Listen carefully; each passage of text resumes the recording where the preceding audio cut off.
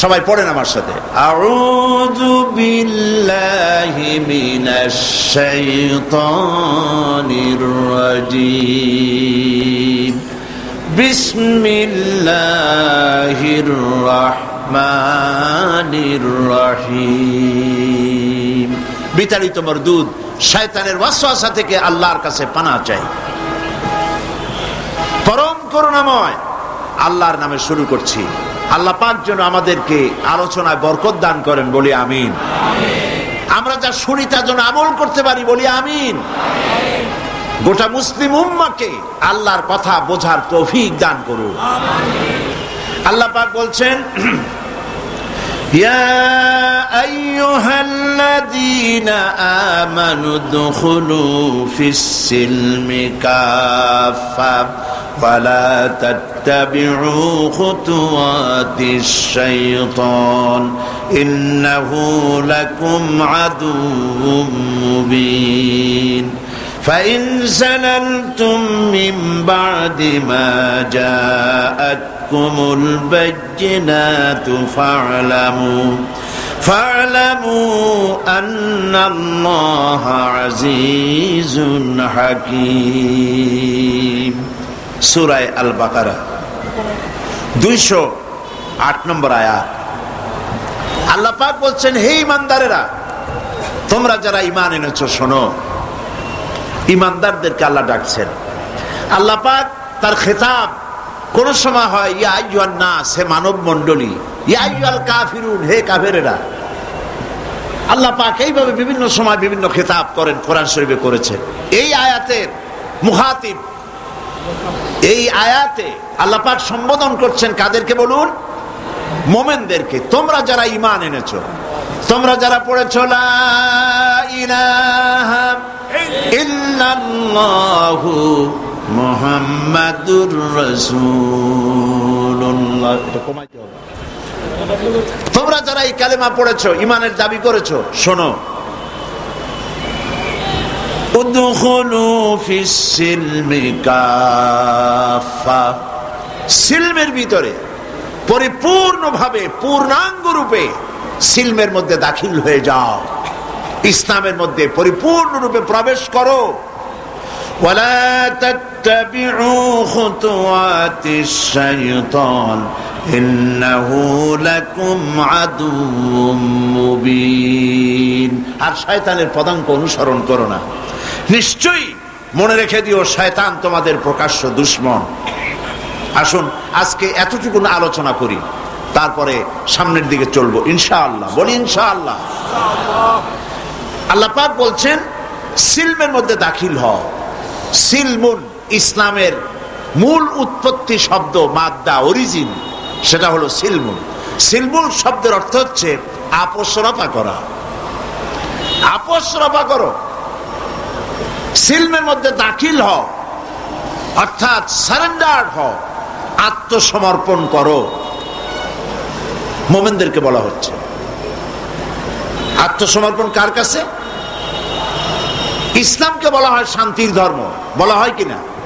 প্রায় লোকেরা বলে ইসলাম হলো শান্তির ধর্ম, কিন্তু শান্তির ধর্ম এটা একটা আপেক্ষিক কথা। ইসলাম শান্তির ধর্ম ঠিক, কিন্তু শর্ত সাপেক্ষ। সিলমের মধ্যে যারা আত্মসমর্পণকারী, ইসলাম তাদের জন্য শান্তির ধর্ম। কথা বুঝতে পেরেছেন?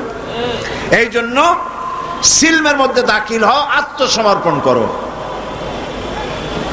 এই আত্মসমর্পণের কথা দেখুন আল্লাহ পাক শিখাচ্ছেন। দেখো আত্মসমর্পণ কাকে বলে, কোরআনের এক আয়াতের ব্যাখ্যা আর এক আয়াত।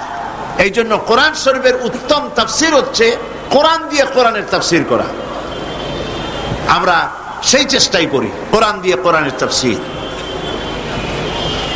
আল্লাহ রাব্বুল আলামিন বলছেন, আফা গায়রা দীনিল্লাহি ইয়াবগুন وله أسلم من في السماوات والأرض طوعا وكرها أفغير دين الله يبغون।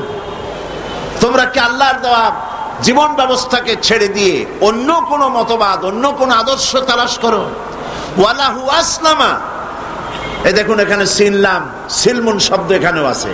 ওয়ালাহু আসলামা, মান ফিস সামাওয়াতি ওয়াল আরদ, অথচ আকাশে যা আছে জমিনে যা আছে আসলামা, সবাই আত্মসমর্পণ করেছে কার কাছে বলুন তো? ইচ্ছায় হোক অনিচ্ছায় হোক আত্মসমর্পণ করেছে কার কাছে? আল্লাহ পাকের কাছে। সূর্যের দিকে তাকায় দেখেন, চন্দ্রের তাকে চাঁদের ক্ষমতা নাই, দিনের বেলায় উদিত হয়ে সূর্যের আলোকে কমায় দেয়, আবার সূর্যের ক্ষমতা নাই পশ্চিম দিক থেকে উদিত হয়, অথবা রাতের বেলায় এসে বাংলাদেশের জমিনে রাতের বেলায় উদিত হয়, এ ক্ষমতা নাই। চন্দ্র একে অপরকে অতিক্রম করতে পারে না, কেউ কাউকে বাধাও দিতে পারে না। কোরআন শরীফ আল্লাহ পাক সূরা ইয়াসিনের ভিতরে পরিষ্কার করে বলেছেন, শামসু ইয়ামবাগি লাহা তুদরিকাল কমারা ওয়ালাল লাইলু সাবিকুন নাহার ওয়া কুল্লুন ফি ফালাকিন ইয়াসবাহুন। প্রবল জ্ঞানী হইবে যাহারা, আপন মনেতে বুঝিবে তাহারা, রাত্রি পারে না আগে যাইবার, দিনের স্থান করি অধিকার। চন্দ্র বাঁধে না সূর্যের গায়েতে, সূর্য পারে না চন্দ্রকে ধরিতে, যার যে স্থান বহল রাখিয়া ভ্রমণ করিছে খোদাকে ডরিয়া। প্রত্যেকে আল্লাহকে ভয় করে চলছে, কেউ দাঁড়ায় নাই, চন্দ্র দাঁড়ানো নাই, সূর্য দাঁড়ানো নাই। ওয়াকুল্লুন ফি ফালাকিন ইয়াসবাহুন, সব আপন আপন কক্ষপথে ঘুরছে, মারামারি নাই, সংঘর্ষ নাই। চাঁদের সাথে সূর্য ধাক্কা লাগে না, গ্রহে নক্ষত্রে নক্ষত্রে ধাক্কা লাগে না, সব যার যার কক্ষপথে চলছে। কার হুকুম মানে? আল্লাহ পাক বলছেন ওয়ালাহু আসলামা, সব আনুগত্যের মস্তক আমার সামনে নত করে দিয়েছে। সুবহানাল্লাহ বলবেন না? মহাশূন্যের দিকে তাকিয়ে দেখুন একই অবস্থা। জঙ্গলের ভিতরে তাকিয়ে দেখেন, সেখানেও জঙ্গলি প্রাণীরা আল্লাহর আইনে চলতেছে, সেখানেও আল্লাহর আইন ভঙ্গ করা হচ্ছে না। সমুদ্রের ভিতরে, দরিয়ার ভিতরে যত জলচর প্রাণী আছে সবগুলি যার যার আপন আপন পথে পথে চলছে, মারামারি নাই, সংঘর্ষ নাই। ওয়ালাহু আসলামা, যা কিছু আছে আকাশে, যা কিছু আছে জমিনে, সব আল্লাহর সামনে মাথা নত করে দিয়েছে। সুবহানাল্লাহ, সব আল্লাহর আইন মেনে চলছে। ওয়ালাহু আসলামা মান ফিস সামাওয়াতি ওয়াল আরদ। সারেন্ডার করো, সারেন্ডার করো, আত্মসমর্পিত হও। মুমিনদের কাছে আল্লাহ পাকের এটাই হচ্ছে হুকুম, অর্ডার। এই সারেন্ডারের নমুনা, আত্মসমর্পণের নমুনা আল্লাহ পাক এই জাতির পিতাকে দিয়ে আল্লাহ পাক দুনিয়ার মানুষকে শিখাইছেন আত্মসমর্পণ কারে বলে। এই জাতির পিতাকে দিয়ে আল্লাহ পাক বুঝাইছেন। কে জাতির পিতা? কে জাতির পিতা? এ ব্যাপারে কোনো আপোষ নাই, বিতর্কও নাই, ঠিক কিনা বলেন? মুসলমানদের জাতির পিতা নিয়ে কোনো বিতর্ক নাই, কোন আপোষ নাই। হযরত ইব্রাহিম আলাইহিস সালামকে আল্লাহ পাক বলেছেন আসলিম, সারেন্ডার করো, আত্মসমর্পণ করো। হযরত ইব্রাহিম আলাইহিস সালাম কোন প্রশ্ন করেন নাই কোন ব্যাপারে আত্মসমর্পণ করব, কি ব্যাপারে করব, কোনো প্রশ্ন করেন নাই। হযরত ইব্রাহিম তার রবের পক্ষ থেকে যখন বলা হয়েছে আত্মসমর্পণ করো, সারেন্ডার করো, তিনি সঙ্গে সঙ্গে জবাব দিয়েছেন আসলামতু লিরাব্বিল আলামিন। বিনা বাক্য ব্যয়, কোনো প্রশ্ন ছাড়াই সারেন্ডার হয়ে গেলাম, মাথা নত করে দিলাম। সুবহানাল্লাহ, মাথা নত করে দিলাম। কারে বলে আত্মসমর্পণ? আত্মসমর্পণের নমুনা, মুসলমান হওয়ার নমুনা। মুসলমান মানেই তো হচ্ছে আত্মসমর্পণ করা। আল্লাহ যা বলেন সেইটা, আল্লাহ যা নিষেধ করেছেন সেটা থেকে ফিরতে হবে, আল্লাহ যা অর্ডার করেছেন সেটা মানতে হবে। আমরা কি তা করি? আমরা কি তা করি? সেই জন্য আল্লাহ পাক বলছেন মুমিনেরা ঈমানের দাবি তো করছো, কিন্তু ইসলামের পুরোপুরি দাখিল হও নাই। ইসলামের মধ্যে পরিপূর্ণভাবে দাখিল হতে হবে। বললেই হবে না আমি আল্লাহর উপর ঈমান এনেছি। কোরআনে কারীমের প্রথম রুকুতে আল্লাহ পাক বলেছেন ومن الناس من يقول آمنا بالله وباليوم الآخر وما هم بمؤمنين। লোকেদের মধ্যে এমন অনেক লোক আছে যারা বলে আল্লাহর প্রতি ঈমান এনেছি, পরকালের উপরে বিশ্বাস করেছি। আল্লাহ পাক বলছেন ওমা হুম বিমুমিনিন, এরা মুমিন না। কেন বললেন এই কথা? এই জন্য বলেছেন এদের মুখের কথার সাথে কাজের কোনো মিল নাই। এই জন্য আসলামা উদখুলু ফিস সিলমি কাফা, পরিপূর্ণভাবে দাখিল হও, আল্লাহর হুকুমের সামনে মাথা নত করো। এই মাথা নত করার দৃষ্টান্ত আল্লাহ পাক দেখালেন। হযরত ইব্রাহিম আলাইহিস সালামকে আল্লাহ পাক অর্ডার করলেন ছেলেকে জবাহ করার জন্য। কোরআন শরীফের মধ্যে আল্লাহ পাক পরিষ্কার করে বলেছেন, কোনো উপন্যাসের কথা নয়, কোনো গল্প নয়, ইতিহাসের কথা নয়, আল্লাহ পাকের নিজের কথা। আর কদিন পরেই কোরবানির ঈদ আসতেছে। আল্লাহ পাক হযরত ইব্রাহিম আলাইহিস সালামকে হুকুম করলেন ছেলে কোরবানি করার জন্য। আর হযরত ইব্রাহিম হযরত ইসমাঈলকে তারকে শোনালেন, ইয়া বুনাইয়া ইন্নী আরা ফিল মানামি আন্নী আযবাহুক ফানজুর মাযা তারা। হে কলিজার টুকরা সন্তান, আমি স্বপ্ন দেখেছি যে আমি তোমাকে জবাহ করছি। ফানজুর মাযা তারা, এখন তোমার মত তাই কি, অভিমত কি, শোনাও আমাকে। তিনি কি বলছিলেন? হযরত ইসমাঈল বলছিলেন যে আপনি এতদিন পর্যন্ত আমার মায়ের খবর রাখেন নাই, আমার খবর রাখেন নাই, আমাদের ফালায় গেছেন মরুভূমির মধ্যে, পানি খাবার কিচ্ছু দেন নাই, আজকে জবাহ করতে আসছেন কোন অধিকারে? একথা বলেছেন? বলেছেন? বরং তিনি হযরত ইসমাঈল হযরত ইব্রাহিম যেটা করলেন সেটাও তিনি আল্লাহর সামনে মাথা নত করলেন, ঠিক কিনা? হযরত ইসমাঈল যেটা করলেন সেটাও তিনি আল্লাহর সামনে মাথা নত করেছেন। হযরত ইসমাঈল বললেন, ইয়া আবাতি ফাআল মা তুমারু সাতাজিদুনি ইনশাআল্লাহু মিনাস সাবিরিন। ইয়া আবাতি ফাআল, হে পিতা আপনি তাই করুন, মা তুমার, যে বিষয় আপনাকে আদেশ করা হয়েছে। লক্ষ্য করুন, ইব্রাহিম আলাইহিস সালাম বলেছেন আমি স্বপ্নে দেখছি, আমি স্বপ্নে দেখেছি আমি তোমাকে যেন জবাহ করছি। আর হযরত ইসমাঈল বললেন আপনি যা আদিষ্ট হয়েছেন তাই করেন। তার মানে ইসমাঈল বুঝতে পেরেছেন পয়গম্বরের স্বপ্ন স্বপ্ন নয়, এটা আল্লাহর ওহী, হুকুম। জবাহ করেন, আমাকে আপনি ধৈর্যধারীদের মধ্যে পাবেন। এখন দেখেন এই যে উদখুলু ফিস সিলমি কাফা, এই সিলমুন শব্দ ওখানে এসেছে।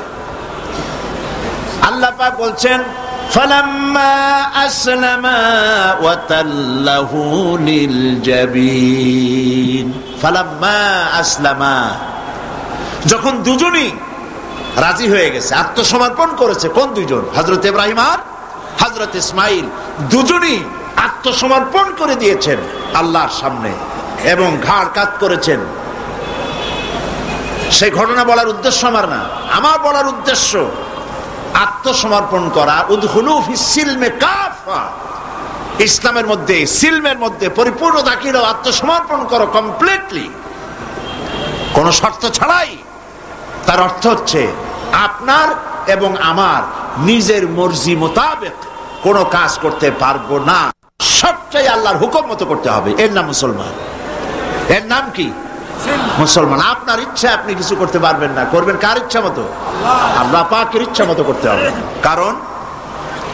কারণ হলো আল্লাহ রাব্বুল আলামিন বলেছেন ইন্নাল্লাহা ইশতারা মিনাল মুমিনিনা আনফুসাহুম ওয়া আমওয়ালাহুম বিআন্না লাহুমুল জান্নাহ। নিশ্চয়ই আমি আমার মুমিনের জান এবং মালকে খরিদ করে নিয়েছি, আর বিনিময় আমার মুমিনকে আমার জান্নাত দান করেছি।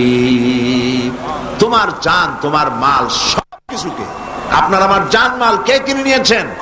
আল্লাহ খরিদ করে নিয়েছেন। বিনিময় কি দিয়েছেন? জান্নাত দিয়েছেন। সুতরাং আপনার ইচ্ছে মতো আপনার জান খরচ করতে পারবেন না, ইচ্ছে মতো মাল খরচ করতে পারবেন না। এই মাল আর জান খরচ করার পেছনে আল্লাহর রেজামন্দি আছে কিনা, আল্লাহর খুশি আছে কিনা, ওইটা বুঝে সেই রাস্তায় করতে হবে।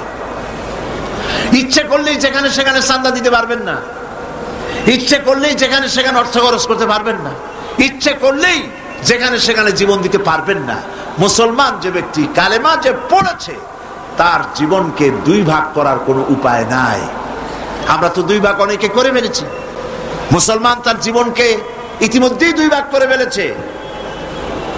একদিকে আল্লাহর কথা মতো নামাজ, রোজা, হজ, যাকাত, আর একদিকে অর্থনীতি, সমাজনীতি, রাজনীতি, নির্বাচন, ভোট, ইলেকশন, যা কিছু আছে সব আলাদা।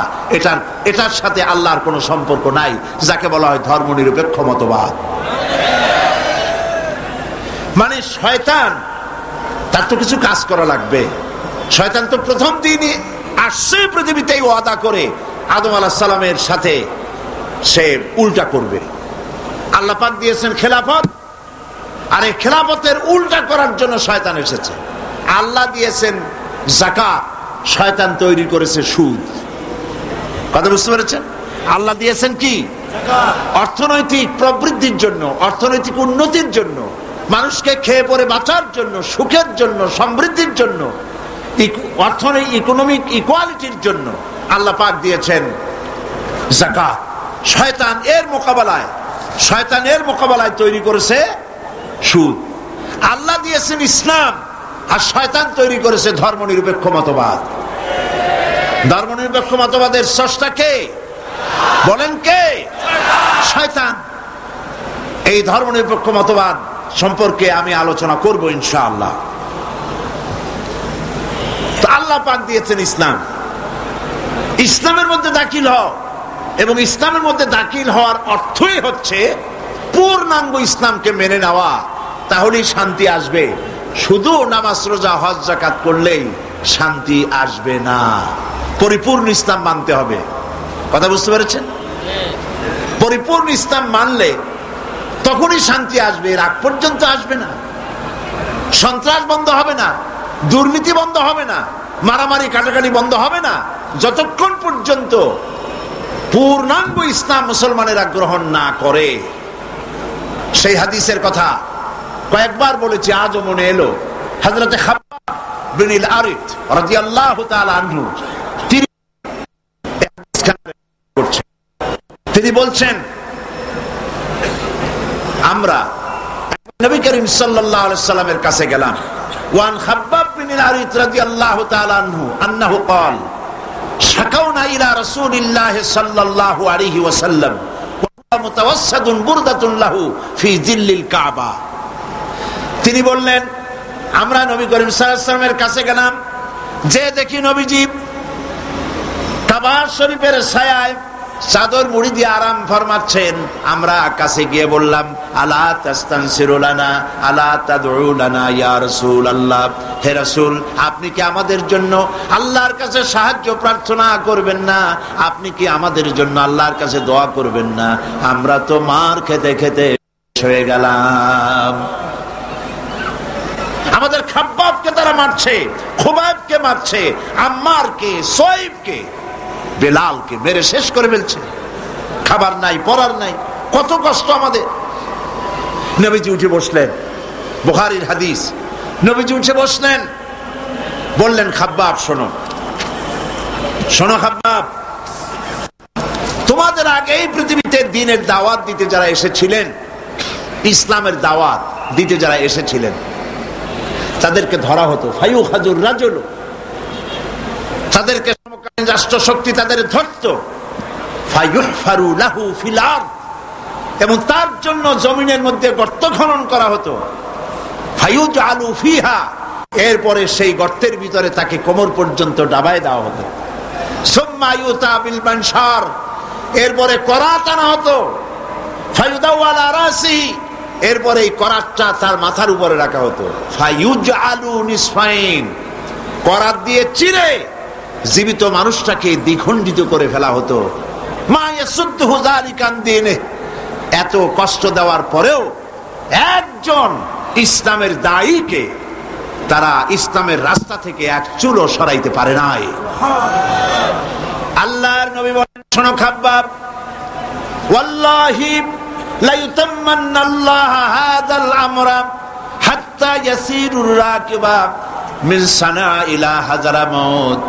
তিনি বলছেন, শোনো খাব্বাব, আমি আল্লাহর নামে কসম করে বলি, আমি আল্লাহর নামে কসম করে বলি, সেই দিন বেশি দূরে নয় যেদিন ইয়েমেনের রাজধানী সানা থেকে শুরু করে হাজরামাউত পর্যন্ত লোকেরা যাতায়াত করবে, মানুষেরা চলাফেরা করবে, নারী তার সৌন্দর্যের পসরা নিয়ে,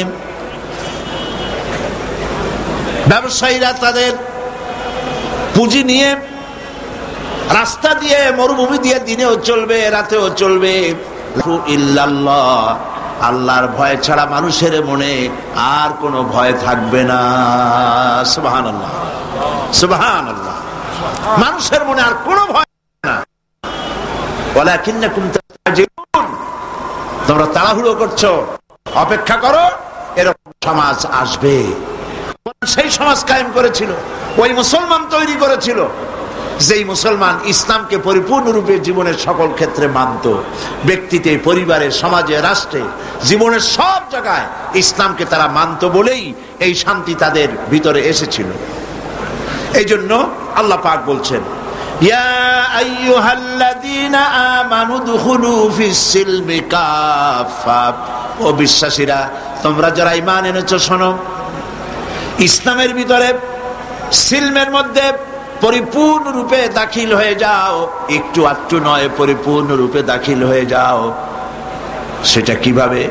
আল্লাহ পাক কোরআনের মধ্যে অন্যত্র বলেছেন, বলো, কুল ইন্না সলাতি ওয়া নুসুকি ওয়া মাহইয়ায়া ওয়া মামাতি লিল্লাহি রাব্বিল আলামিন। পড়েন সবাই, ইন্না সলাতি ওয়া নুসুকি ওয়া মাহইয়ায়া ওয়া মামাতি লিল্লাহি রাব্বিল আলামিন। বলো, ইন্না সলাতি, নিশ্চয় আমার নামাজ, আমার কোরবানি, আমার হায়াত, আমার মওত সব আল্লাহর জন্য। কার জন্য? আল্লাহর জন্য। সবটা আল্লাহর জন্য। আমার হায়াত, আমার মওত, আমার নামাজ, আমার বেঁচে থাকা, আমার মরে যাওয়া সব আল্লাহর জন্য। জীবনের কোন একটি অংশ আপনি আলাদা করতে পারবেন না আল্লাহর হুকুম থেকে। আপনি যখনই পড়েছেন লা ইলাহা ইল্লাল্লাহ, তখন ইমানের এই দড়ি দিয়ে হাত পা সব বান্ধা হয়ে গেছে। সুবহানাল্লাহ বলেন। প্রশ্ন করতে পারেন, কেউ প্রশ্ন তুলতে পারে যে লা ইলাহা ইল্লাল্লাহর অর্থ হলো আল্লাহ ছাড়া কোনো ইলাহ নাই, মুহাম্মদ সাল্লাল্লাহু আলাইহি ওয়াসাল্লাম আল্লাহর প্রেরিত রাসূল। এইটুকুন কথা বললে পরে আমার নামাজ, রোজা, হজ, যাকাত, আমার ব্যবসা বাণিজ্য, চলাফেরা, ওঠা বসা, অর্থনীতি, রাজনীতি, গোষ্ঠীযুদ্ধা, এইটার সাথে বাঁধা গেল কেমনে? প্রশ্ন উঠতে পারে। এটা আমি এইভাবে বুঝাই, দৃষ্টান্তটা এভাবে দেই। যখন লোকেরা বিবাহ করে, বিবাহ করার সময় মেয়েকে বলা হয়, কনেকে বলা হয়, অমুকের ছেলে অমুকের সাথে এত টাকা মহারানায় তোমাকে তার নিকাহে সবর্দ করা হচ্ছে। মহিলা তখন মৌন সম্মতি অথবা মুখ খুলে বলে আলহামদুলিল্লাহ, কবুল করলাম, একটা কিছু বলে বা চুপ করে থাকে। আর পুরুষকে যখন বলা হয় অমুকের মেয়ে অমুককে এত টাকা মহারানায় তোমার বিবাহে, তোমার নিকাহে সবর্দ করা হচ্ছে, সে তখন আলহামদুলিল্লাহ বলে, কবুল বলে, গ্রহণ করলাম বলে। কথা তো বললো কবুল। এখন দেখুন, কিছুদিন যাওয়ার পর যদি ওই মেয়ে লোকটি, স্ত্রী, সে যদি বলে যে আমার কাপড় ছিঁড়ে গেছে, কাপড় এনে দাও, আমি অসুস্থ হয়েছি, আমাকে চিকিৎসা করাও, আমি বাপের বাড়ি যাব, খরচ দাও, ইত্যাদি যদি বলে। আর যদি তখন স্বামী বলে যে আমি তো বিয়ের সময় শুধু কবুল বলছিলাম, তোমার শাড়ি কিনে দেওয়া লাগবে, তোমার চিকিৎসা করার লাগবে, তোমার বাপের বাড়ি পাঠাবার খরচ আমার দেওয়া লাগবে, এই সব কথা তো আমি স্বীকার করি নাই। আবার উল্টাটা দেখেন, স্ত্রীকে যদি স্বামী বলে আমার জন্য রান্না করো, তাড়াতাড়ি আমি অমুক জায়গায় যাব, অথবা আমাকে এক গ্লাস পানি দাও, অথবা মশারিটা টানায় দাও, অথবা আমার কাপড় চোপড় ধুয়ে দাও। বউ যদি বলে আমি তো শুধু চুপ করেছিলাম, তোমার কাপড় চোপড় ধুয়ে দেওয়া লাগবে, এই কথা তো তখন হয়নি। তোমার বিছানা গুছাই দিতে হবে, এই কথা তো তখন হয়নি। এটা যদি বলে তাহলে এই বিবাহ টিকবে? টিকবে এই বিবাহ? অর্থটা কি দাঁড়ালো? অর্থ দাঁড়ালো এই বিবাহ বন্ধনের সময় মহিলাটি যে মৌন সম্মতি দিয়েছেন আর পুরুষটি যে কবুল বলেছেন, আলহামদুলিল্লাহ বলেছেন, এই কবুলের মধ্যে স্বামী স্ত্রীর উভয়ের সুখ, সৌন্দর্য, শান্তি, নিরাপত্তা, আদান প্রদান, যা কিছু সব, খাওয়া পরা, বিছানা ইত্যাদি সব এই কথার মধ্যে এসে গিয়েছে। স্ত্রীর পুরো দায়িত্ব স্বামীর উপরে এসেছে, স্বামীর পুরো দায়িত্ব স্ত্রীর কাছে চলে গিয়েছে একটা কবুল শব্দ বলার কারণে। কথাটা ঠিক কিনা? ঠিক অনুরূপ ভাবে বুঝতে চেষ্টা করুন। যখন আপনি মনে মনে বিশ্বাস করে মুখ দ্বারা যখন উচ্চারণ করেছেন লা ইলাহা ইল্লাল্লাহ, সবাই পড়েন লা ইলাহা ইল্লাল্লাহু মুহাম্মাদুর রাসূলুল্লাহ, এই কালেমা মুখ দিয়ে যখন উচ্চারণ করেছেন, কোন ইলাহ নাই, আইনদাতা নাই, বিধানদাতা নাই, শাসনকর্তা নাই, কেউ নাই আল্লাহ ছাড়া। আর মুহাম্মদ সাল্লাল্লাহু আলাইহি ওয়াসাল্লাম তিনি আমার রসুল, তিনি আল্লাহ রসুল, তিনি আমার নেতা, এই কথা যখন স্বীকার করেছেন, সমস্ত মুসলমান নরনারী কলিজার মধ্যে এই কথা গেঁথে নিন। আপনার ইচ্ছা মতো আপনি নির্বাচন করতে পারেন না, আপনার ইচ্ছে মতো আপনি রাজনীতি করতে পারেন না, আপনি ইচ্ছে মতো পার্লামেন্ট চালাইতে পারেন না, আপনার কোর্ট, আপনার আদালত, আপনার দেশ, আপনার ক্যান্টনমেন্ট, আপনার শিক্ষাঙ্গন কোনটাই আপনার মত মতো চালাইতে পারেন না। এমন কোন আইন চালাতে পারবেন না, এমন কোন আইন প্রণয়ন করতে পারবেন না যেটা করতে গেলে আল্লাহর আইনের সঙ্গে সাংঘর্ষিক হয়ে যায়।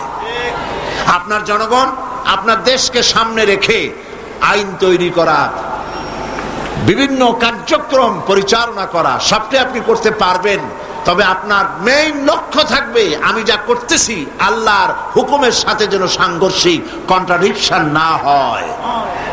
কথা বুঝতে পেরেছেন? এমন আইন করতেই পারবেন না, এমন বিল পাশ করতেই পারবেন না যে আইন, যে বিল পাশ করলে কোরআনের সাথে বিরোধিতা হয়। বুঝে আসছে কথা? কাজী যখন আমি মুসলমান, আল্লাহর কথা হচ্ছে নামাজ, দাড়ি, টুপি আর লম্বা জামা, এটাই মুসলমান হওয়ার জন্য শর্ত নয়। দাড়ি, টুপি, জামা ইত্যাদি গুলি তো লাগবেই। আবার কেউ ভুল বুঝবেন না, আমরা তো বলি একরকম, লোকেরা বুঝে আবার আর এক রকম, নানান রকমের বুঝ। হয়তো বলি বসবে, সাইদি সাহেব গত রাত্রে ওয়াজ করেছেন, কালকে হয়তো পত্রিকা দেখা যাবে, কোন পত্রিকা শরীফে লাগবে যে উনি বলেছেন দাড়ি, টুপি এগুলা কোনো বেহুদা জিনিস, লাগবেই না।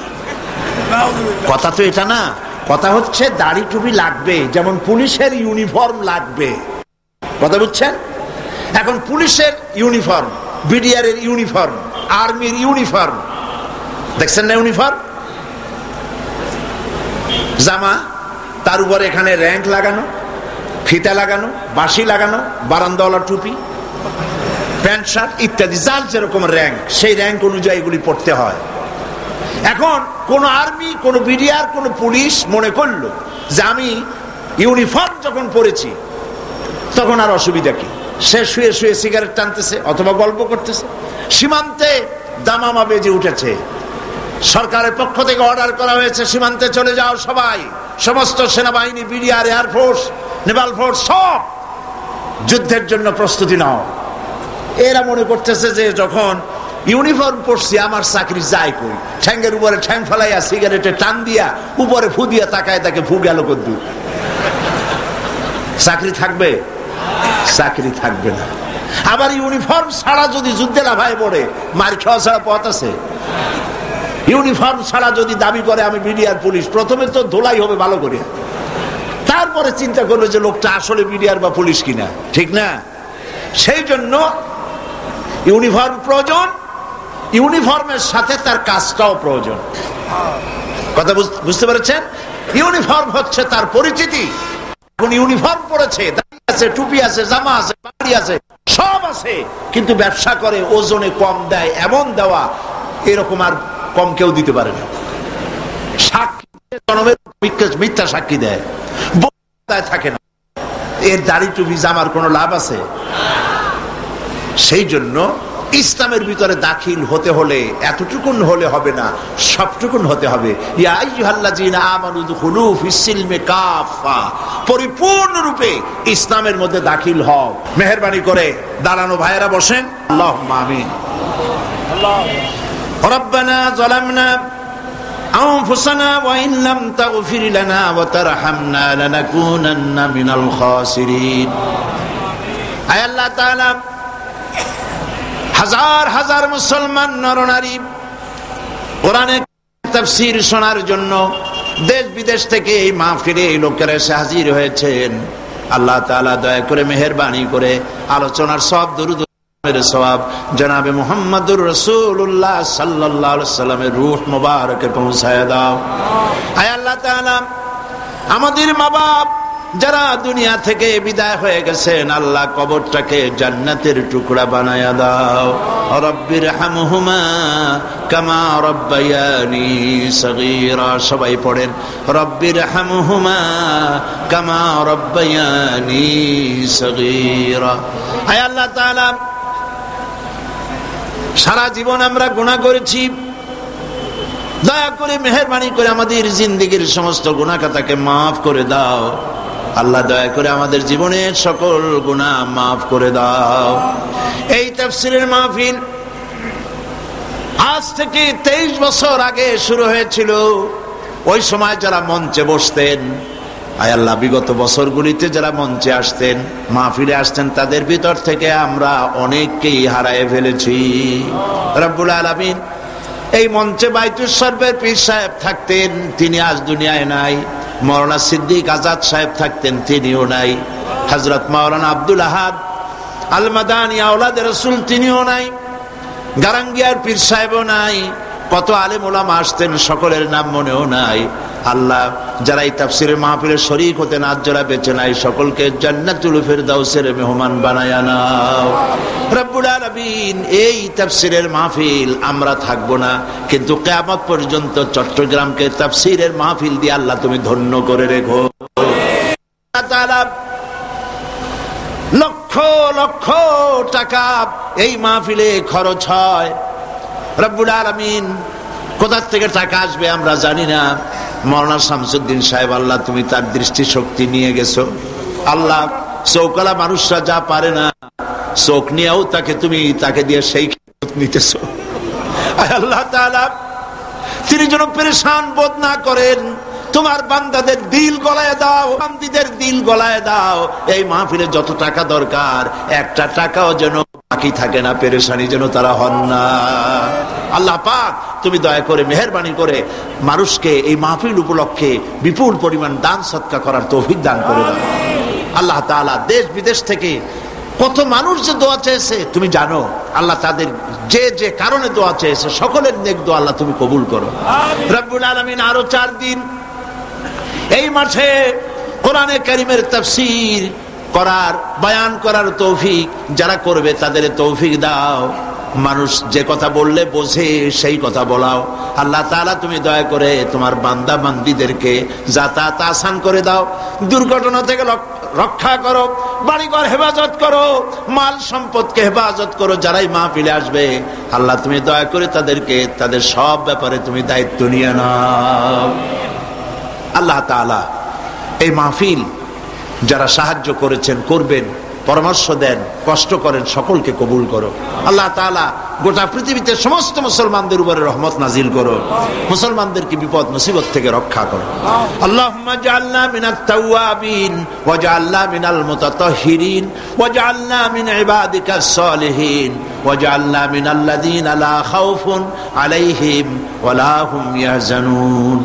রব্বানা তাকাব্বাল মিন্না ইন্নাকা আনতাস সামিউল আলিম ওয়া তুব আলাইনা ইন্নাকা আনতাত তাওয়াবুর রহিম। সুবহানা রাব্বিকা রাব্বিল ইজ্জাতি عما يصفون وسلام على المرسلين والحمد لله رب العالمين بحق لا إله إلا الله محمد رسول الله. السلام عليكم ورحمة الله.